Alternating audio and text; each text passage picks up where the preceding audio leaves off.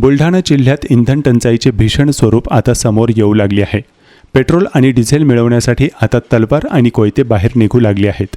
खामगाव अकोला मार्गावरील पिंपराळा फाट्यावर असलेल्या के Reliance petrol पंपावरील कर्मचाऱ्याला काही वाहन चालकांनी मारहाण केली। कर्मचाऱ्यांनी कॅनमध्ये पेट्रोल देण्यास नकार दिल्यानं आरोपींनी तलवार आणि कोयता घेऊन हल्ला केल्याचा आरोप आहे।